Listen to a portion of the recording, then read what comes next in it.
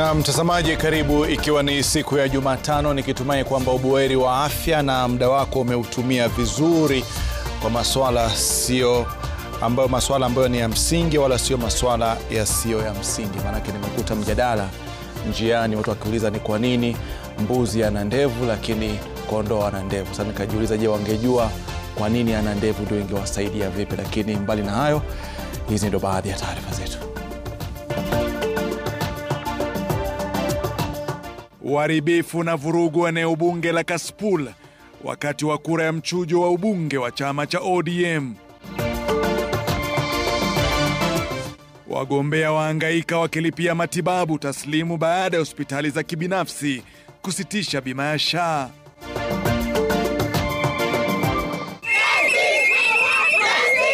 Ghadhabu na kitendawili kuhusiana na kifo cha mama aliyefariki kwenye ajali tata kutoka ghorofani jijini Nairobi. Na kwenye kilimo biashara tunaangazia miti ya malisho inavyopata umaarufu miongoni mwa wakulima Murang'a. Na mtazamaji, karibu. Mwenzangu ni Yula Nzale ambaye yuko tayari kwa taarifa hizi kwa ishara. Na vurumai imeshuhudiwa eneo bunge la Kasipul, kaunti ya Homa Bay, ambako magari 10 pia yameharibiwa wakati wa uchaguzi wa mchujo wa chama cha ODM.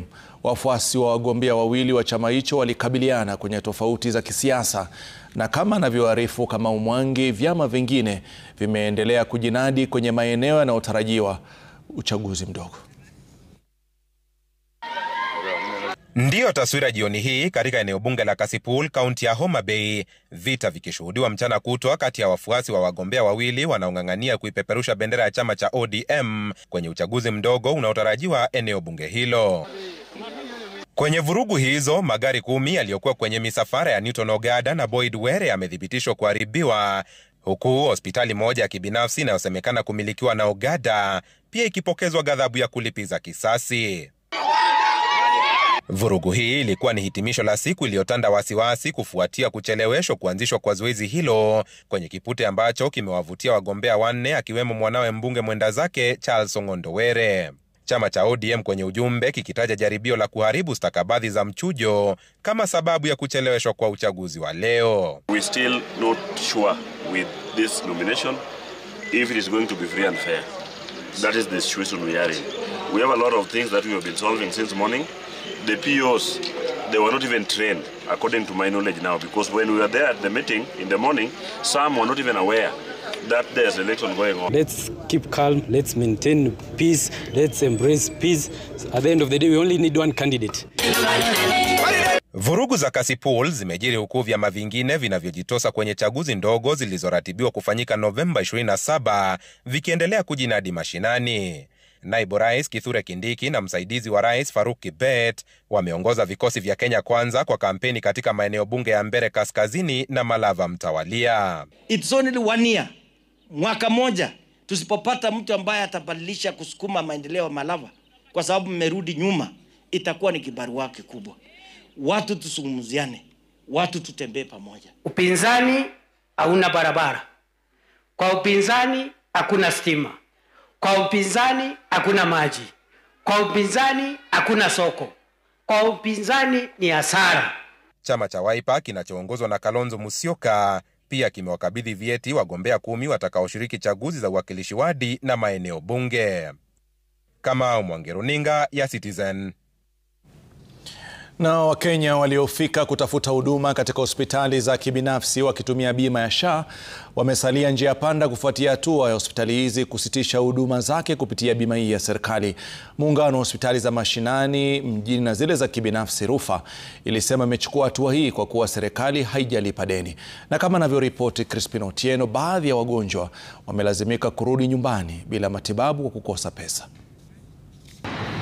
Siku 2 tu baada ya muungano wa hospitali za kibinafsi mashinani na mijini chini ya mwavuli wao wa RUFA kutangaza kusitisha matumizi ya bima ya SHA katika hospitali zote zilizo chini ya muungano wao, kilio kimeanza kusikika kutoka kwa maelfu ya Wakenya ambao sasa wameanza kupigwa na butwaa wanapofika hospitalini na kulazimishwa kutumia pesa taslimu badala ya bima ya SHA ili kupata huduma za matibabu. Kaunti ya Kisumu, baadhi ya waliokuwa wakitafuta huduma za matibabu wakiduazwa. Nileta mgonjwa hapa ndani asubuhi mida ya saa 2 hivi. Kuingia nilikuwa najua nitashughulikiwa vizuri. So in the process nikaambiwa SHA haifanyi kazi. Initially nilikuwa nishalipa SHA dahulia. Hii maneno ya SHA haifanyi kazi kabisa. Tulilazimishwa tulipe kwa mwaka mzima lakini haitusaidia hata kidogo. Sasa sijui kama tutaenda kwa waganga kama wakati ya zamani ama tutafanya namna gani ili tupate matibabu. Baadhi ya wasimamizi na wahudumu wa hospitali hizo wakisema mrundiko wa madeni ya mamilioni ya fedha kutoka bima ya SHA ndizo chanzo cha hatua yao. As from last week, we can't use SHA because we have a lot of disappointments. So our patients, when they come, they must pay cash so that they can receive their treatments. Hatujalipa for the last 2 months. Sasa tunapata changamoto sana kukuwa na wagonjwa wetu inpatient. Tuko na changamoto, tuko na very big challenge because a patient comes knowing that SHA is working. Habebi pesa. Lakini akifika hapa tunamwambia itabidi tumwambie SHA ilipi, itabidi ulipe consultation ama registration ama you pay for this. Na sangine ya kubeba. So that it's a challenge. Hali sawia pia imekumba familia kadhaa kaunti ya Kisii, wengi waliofika katika baadhi ya hospitali za kibinafsi wakilazimika kulipa pesa taslimu. Wengine wasiojihami na pesa hizo wakilazimika kurejea nyumbani. Na fahali wawili wanapopigana, Wakenya wamesalia kuhangaika kwenye mvutano huu wa malipo kati ya serikali na hospitali za kibinafsi. Crispin Otieno, runinga ya Citizen. Na yanapojiri na baadhi ya wafanyikazi waliohudumu kwenye hazina ya NHIF iliyovunjiliwa mbali wamesalia kwenye njia panda baada ya kukosa kuajiriwa tena baada ya kuanza kwa bima ya SHA. Wafanyikazi hao wanasema tume ya huduma za umma ilikosa kuwaajiri na kuacha kuwalipa mishahara licha ya kusaini hatua ya kukubali kuhamishwa kwenye idara nyingine serikalini. Brenda Wanga na kilio hicho cha haki. Mpito wa NHIF hadi SHA umekuja kwa gharama kubwa kwa wafanyikazi wa zamani wa NHIF. Wafanyikazi hao wa zamani walipaswa aidha kuajiriwa upya katika SHA, kutumwa kwa idara nyingine za serikali au kustaafu mapema kwa hiari. As a former member of the defunct Wamboi, ambalo si jina lake halisi, alituma maombi ya kupata nafasi mpya za kazi katika SHA. Some of us applied for the interviews but we were not shortlisted because of one reason or the other. So because we were not shortlisted, some of us chose to write to go to public service. And we were not many. And the people who chose to write to go to public service, actually on 9th of June they received letters to go to public service. That their temporary deployment at SHA has come to an end. Now they need to go to public service. Hapo ndipo matatizo yalipoanzia. Barua za kuandikwa na idara nyingine na tume ya huduma ya wafanyikazi serikalini hazijaambatana na masharti ambayo walikuwa wameahidiwa hayatabadilika. We got letters. Some of us got letters and we went to public service, the different departments that we were deployed to. When we went there, we realized it was the salary was not personal to self. We were starting afresh, like you're just coming from campus or college. Kwa muda wa miezi mitatu iliyopita, Wamboi na baadhi ya wafanyikazi wenzake wa zamani wamekuwa wakitafuta suluhu kwa SHA, PSC na waajiri wao wapya bila mafanikio. Katika kipindi hicho, majina yao yameondolewa kwenye sajili ya malipo ya SHA. Now it is 3 months down the line, no salary, and banks are approaching us, they are talking to us, they are asking us, why are you not paying your mortgages, why are you not paying your car loans, why are you not paying other loans. Barua kutoka mamlaka ya SHA ya mwezi Machi mwaka huu inaonyesha kwamba SHA ilikuwa imewahakikishia kuwa hakuna afisa yeyote aliyeajiriwa chini ya masharti ya malipo na pensheni ambaye angepoteza ajira. So people feel like it is a scam, we were scammed. People feel like it was a dismissal, constructive dismissal in such a way that you are being sent to government departments. Yes, when you go there, you don't get letters of offers. Kulingana na masharti ya mpito huo wa NHIF kwa SHA, takriban wafanyikazi 800 pekee ndio waliotarajiwa kusalia katika SHA. Kwa sasa, Wamboi na wenzake wanaitaka mamlaka ya SHA na PSC kushughulikia masaibu yao kwa dharura. Brenda Wanga, runinga ya Citizen. Na mtazamaji, tukiachana masuala yanayofungamana na afya, tuangazie masuala yanayofungamana na elimu, ambapo wahadhiri pamoja na wafanyikazi wa vyuo vikuu wameshikilia kuwa kamwe hawatarejea kazini hadi pale serikali itawalipa shilingi bilioni 7.9. Wahadhiri na wafanyikazi hao ambao mgomo wao umeingia wiki ya pili waliandamana kuelekea bunge la kitaifa na hazina kuu ya kitaifa walikowasilisha malalamishi yao na kumkashifu waziri wa elimu Migos Ogamba kwa kutoa vitisho bila suluhu. Gatete Njoroge alikuwepo katika maandamano hayo. Hapa taarifa yake. Kwa wiki ya pili sasa, hali si hali katika vyuo vikuu vya umma nchini. Wanafunzi wasijue hatima yao baada ya wahadhiri kuasi darasa na kuelekea barabarani kudai haki yao. Leo maandamano jijini Nairobi yakianzia chuo kikuu cha Nairobi. Wahadhiri waliandamana kuelekea moja kwa moja hadi bunge la kitaifa, nia yao ikiwa kufikishia wabunge ujumbe. We have brought officially the petition to this August House because it is here where budgets and government money are appropriated. And therefore, we must bring it here and ensure that they, as they appropriated that money, they must tell the relevant government agencies to pay us our 7.9 billion. We are not going to be slaves anymore. Yesterday, I was told CS Ogamba was telling us to go back to work. No. I want to tell him, we shall not go back to work come what may. Yes. You must pay us 7.9 billion. Wahadhiri wamemkashifu waziri Ogamba kwa kile wanadai ni kutoa vitisho akitumia amri ya mahakama na kusema ni yeye aliye na hatia ya kukiuka uamuzi wa awali. Don't threaten us. Yes. Never. You also have our judgment. Yes. On our judgment. Yes. We have also cited for you for contempt. Yes. Let us meet in court. I'll be pursuing whatever you are asking the way I've been pursuing every other time. Is it? And you know very well in a contract, when the two enter into a contract, they must honor it. Yes. You know that? Yes. Baada ya kufikisha malalamishi bunge la kitaifa, wahadhiri walielekea hadi hazina kuu ya kitaifa kutoa malalamishi wakitaka fedha zao kutolewa. Wahadhiri wakisema shilingi bilioni 2.73 zilizotolewa na serikali hazitoshi. Si Nairobi pekee, kaunti za Bomet na Nyeri, wahadhiri zaidi walijiunga kwa maandamano wakiendelea kushinikiza serikali kulipa deni. When the government heeds our cry, we will go back to class. But at the moment, we are on strike and we are not listening to any other quarters apart from our national office. Huku wahadhiri wakishinikiza matakwa yao, wanafunzi chuoni wamesalia bila masomo, baadhi wakijisomea wakisubiri, huku wengine wakijihusisha katika michezo. Gatete Njoroge, Runinga ya Citizen. Nao polisi Nairobi wanasema bado wanachunguza kifo tata cha mwanamke mmoja katika jumba moja alikokuwa akifanya kazi mtaani Kilimani. Zaitun Kavaya aliaga baada ya kuanguka kutoka kwenye jumba moja alikokuwa akifanya kazi, ambako leo jamaa zake na chama cha wafanyikazi wa nyumbani wameandamana kudai haki. Hata hivyo, kama Ode Francis anavyoarifu, kanda ya kipekee ya video imeonyesha yaliyojiri kabla ya kifo cha mama huyu. Siku moja baada ya familia ya Zaituni Kavaya kupewa matokeo ya uchunguzi wa upasuaji uliobaini kuwa alifariki kwa majeraha baada ya kugongwa na kifaa butu, kanda za video tulizopokea zinatoa picha ya hali ilivyokuwa.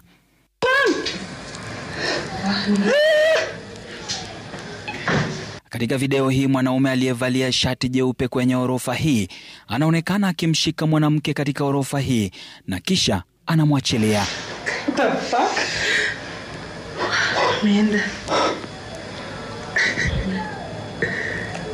Anafanikiwa kufika orofa ya chini baada ya kufanikiwa kuteremka orofa ya 5.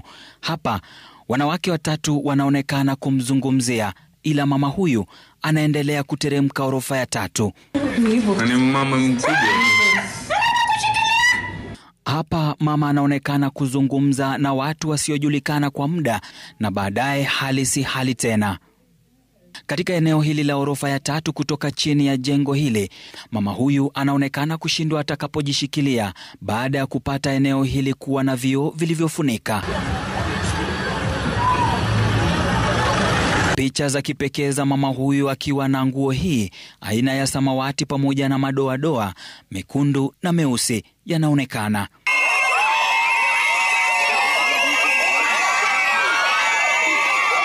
Haya ya kijiri, familia pamoja na miungano ya wafanyikazi wa nyumbani wakiandamana mchana kutoka Kibera alikoishi Kavaya hadi alikofariki Kilimani, na baadaye kukutana na kamanda wa polisi wa Kilimani kutaka majibu. Inafanywa na DCI na yangu tu ni kuhakikisha kwamba tumeendelea na uchunguzi na Saitun atapata haki. Saitun atapata haki yake. Yule mtu atapatikana na hatia atachukuliwa hatua kulingana na sheria. Tunaomba rais wetu pia aweke hizo na wapitishe ratification of C189 and C190, na not only paperwork but we need action. Kwa sasa macho yote yako kwa wapelelezi kubaini kipi kilichojiri kabla ya kifo cha mama Zaituni. Ode Francis, runinga ya Citizen, Nairobi. Na mtazamaji, na imani kwamba ile kanda ya video ambayo tumeweza kuoneshwa na Ode Francis pia itatumika ili kuweza kubaini hasa ni kitu gani kilichojiri hadi kumfanya mama yule akawa katika ile hali ambayo tumeweza kuiona, ambayo kwa kweli ni ya kuogofya, ambayo inaibua maswali mengi sana. Lakini mbali nayo ni kwamba familia ya Simon Warui aliyefariki akiwa korokoroni katika kituo cha polisi cha Central mjini Mombasa imetofautiana matokeo ya uchunguzi wa mwili wake, ambapo ulionyesha kuwa alifariki kwa kukosa pumzi baada ya kuvunjika shingo. Kwa mujibu wa polisi, Warui alianguka kutoka juu na kufariki. Hata hivyo, familia yake inadai njama ya kufichwa kwa ukweli kutoka kwa maafisa wa polisi, kama Ben Kirui anavyotuarifu. Ni huzuni maradufu kwa familia hii ya Simon Warui ambayo Jumatano ilikuwa katika makafani ya Montezuma mjini Thika kuchukua mwili wa jamaa yao mwingine aliyefariki. Kwa uchungu mwingi wanaelezea uzito wa msiba uliowakumba ghafla. Ni wakati mgumu, ati leo tunaenda huko Murang'a kuzika nyanya ya bibi ya Simon. Next sasa ni mazishi ya Simon. Wakati familia hii inapoendelea na maombolezi, inatilia shaka matokeo ya upasuaji wa mwili yaliyoonyesha kuwa alifariki kwa kukosa pumzi baada ya kuvunjika shingo, majeraha yaliyoambatana na kuanguka kutoka juu. Huwezi jua ati uko unakaa umenyongwa, umevujika koo, umevujika mkono, alafu uko umejiangusha. My husband, dada mwenye anaweza simama sai, a witness, ni mtu ana ubaya na mtu. Tunataka tujue in how state Simon aliingia kwa cell. Na kama alikuwa alive, mbona atoke kwa cell kama yuko? Familia hii inasema kuwa bado kuna maswali mengi yasiyo na majibu, ikiwemo alivyofika Mombasa Simon Warui, alikamatwa kwa kosa gani, na ni nini hasa kilichotokea kabla ya kifo chake. Alikuwa happiness yetu, alikuwa happiness ya mtoi, but chenye nitasema, whoever did that to him, akuwe na mali, akuwe na power, kuna Mungu. Kilio yenye mtoto wangu ako nayo sahi, haizi lala ataka babake. Simu ikipigwa ni daddy. That pain iko kwa innocent child, because of someone itakufuata. Wanaharakati wa haki pia wameungana na familia katika kutaka haki itendeke. By this point in time, the OCS of Central Police Station Mombasa should have been suspended. The officers who were present on that fateful night when Simon Warui lost his life should have been suspended to pave way for investigations. Utata ukiendelea kuhusu kifo hicho cha kutatanisha cha Warui, halmashauri ya utendakazi wa polisi ya IPOA inasema iko mbioni kukamilisha uchunguzi, huku akisema wamepata kanda ya CCTV itakayosaidia kutegua kitendawili hicho. Ben Kirui, runinga ya Citizen, Nairobi. Na mtazamaji, bado tunaendelea na taarifa za haki, ambapo shughuli ya upasuaji kwa miili na viungo vilivyopatikana msitu wa Kwabinzaro, kaunti ya Kilifi, imefanyika katika hifadhi ya maiti ya Malindi. Shughuli hiyo ya upasuaji imeendeshwa na mpasuaji mkuu wa serikali Johnson Oduor, ikijumuisha maafisa wa upelelezi kutoka kitengo cha kuchunguza mauaji cha DCI. Kwa mujibu wa Daktari Oduor, ilikuwa vigumu kubaini kilichosababisha vifo kwa viungo vyopatikana, huku mwili mmoja ukibaini kuwa mhusika aliugua mapafu na kufariki. Polisi wanazingatia kujumuisha matokeo ya upasuaji wakisubiri kumshtaki mshukiwa mkuu Shalina Anindo, huku kwa sasa washukiwa 4 wakiwa wanazuiliwa. We managed to do 6 autopsies today, and of these 5 of them were skeletons, so we are unable to determine the cause of death. Neither were we able to determine the gender.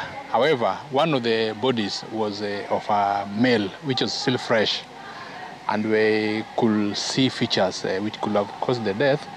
And what we found that this person, first of all, looked like he was unwell. He was dehydrated. Then he had what looked like pneumonia, because the lungs were consolidated. There were adhesions in the lung. But what we found was some injuries to the head. Na mtazamaji, na baada ya taarifa hiyo tutachukua mapumziko mafupi, lakini tukirudi kuna mengi ambayo yameweza kuzungumzwa na Waziri wa Usalama Kipchumba Murkomen, na pia vile vile kuna masuala ambayo yamefanyika pale Ramogi. Itakueleza baada ya masuala.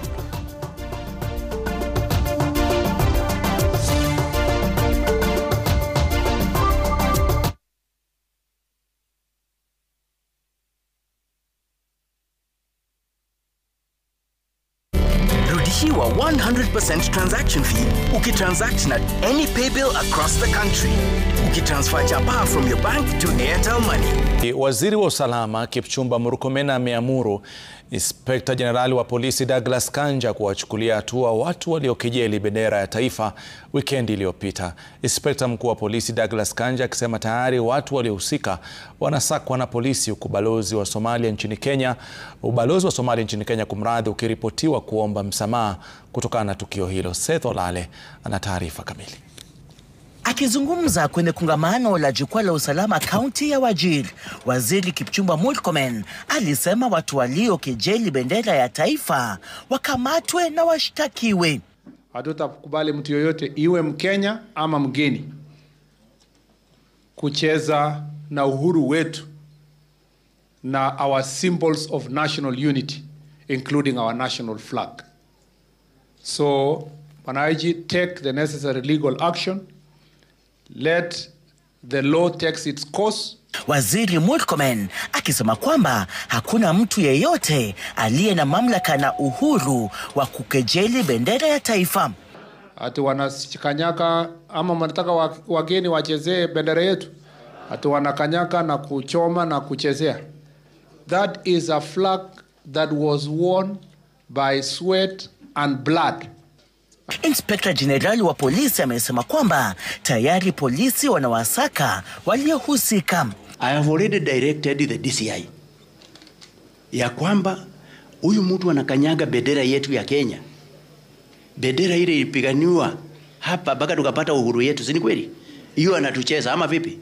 Na hatuwezi tukakubali kamwe. So the Director of Directorate of Criminal Investigation is under direct instructions from the Inspector General, none other than Douglas Kanja Kirocho, that he must move with speed and efficiency and ensure that that man is arrested and taken before a court of law. Alafu koti zetu sifanye kazi yao. Bendera yetu lazima iheshimiwe na kila mmoja wetu.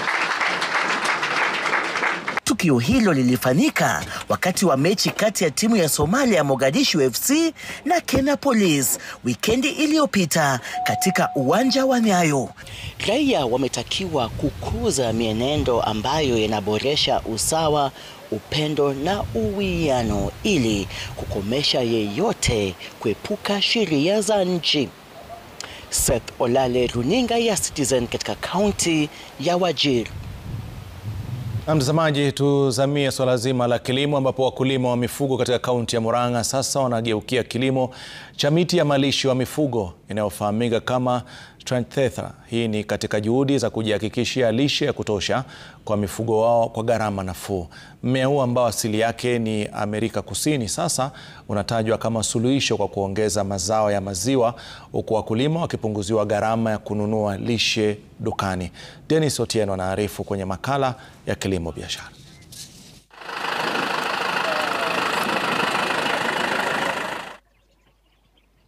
Katika vilima vya Ithanga, kaunti ya Murang'a, mmea huu unaofanana na ua refu lenye majani mapana unaanza kubadilisha maisha ya wakulima wadogo. Mmea huu ni mojawapo ya miti ya malisho kwa mifugo.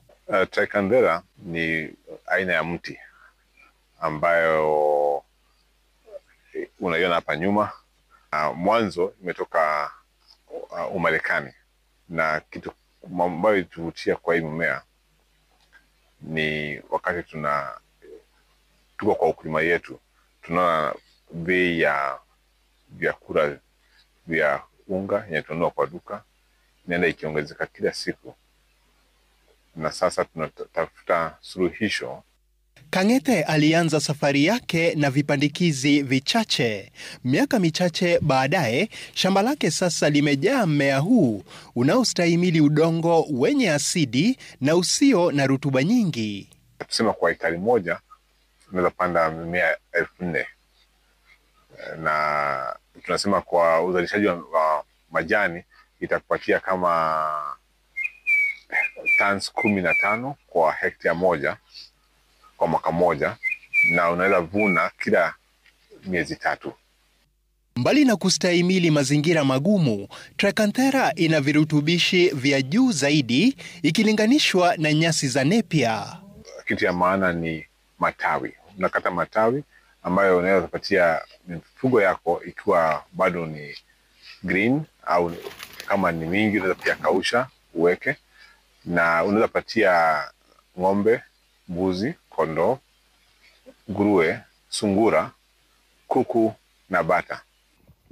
Wakulima wanahitaji tu kupalilia, kuweka matandazo ili kuhifadhi unyevu na kuhakikisha nafasi ya kutosha kati ya mimea. Hata hivyo, changamoto kubwa bado ni uhamasisho na upatikanaji wa miche. Vikundi vya wakulima vinasaidia kusambaza, wakikuja pamoja wapate ile vijiti, wapande kama nursery, alafu wanashare na wakulima wenye members wao. Isasaidia sana kupenetrate sehemu mingi kwa wakulima. Dennis Otieno, Runinga ya Citizen.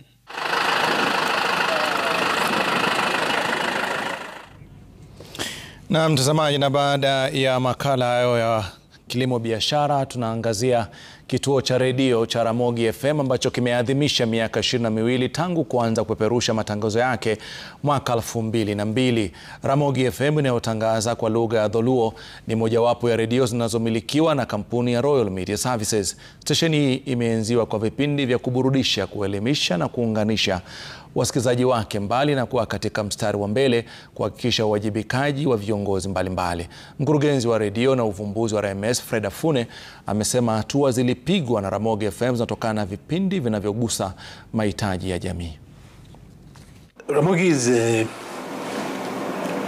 is owned by the people of the region, the people who speak Dhulu, and from day one we endeavored to embed ourselves in their lives, in that educating, entertaining, supporting community through CSR initiatives, little medical camps, church storms, a real connection with the audiences. We thank them so much for standing with us since inception of the brand to date. It is because of them that we are here as the team leading in terms of formulating programs that adhere to them, that meets their demands and needs as our esteemed audiences.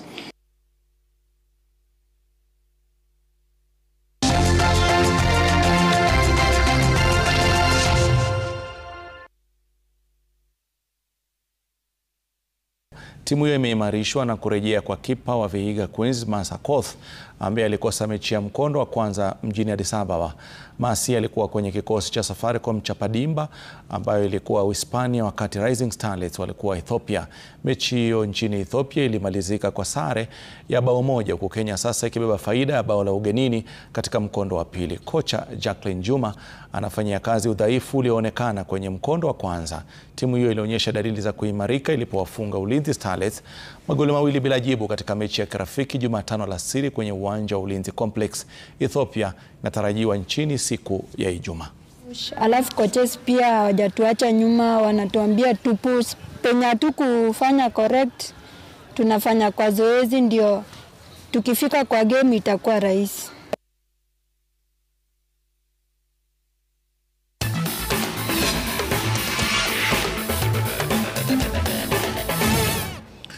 Na mtazamaji, na baada ya taarifa ya spoti tunakamilisha taarifa zetu katika siku ya leo, kukumbusha kwamba ule msururu wetu wa kuangazia mustakabali wa maeneo hapa nchini Kenya unaendelea hapo kesho katika Maskani, kwa tunaangalia mustakabali wa jamii ya Maa, na pia vile vile leo saa 3 kwa lugha ya Kiingereza Sam Gituku atakuwa na kiongozi wa Wiper Stephen Kalonzo Musyoka.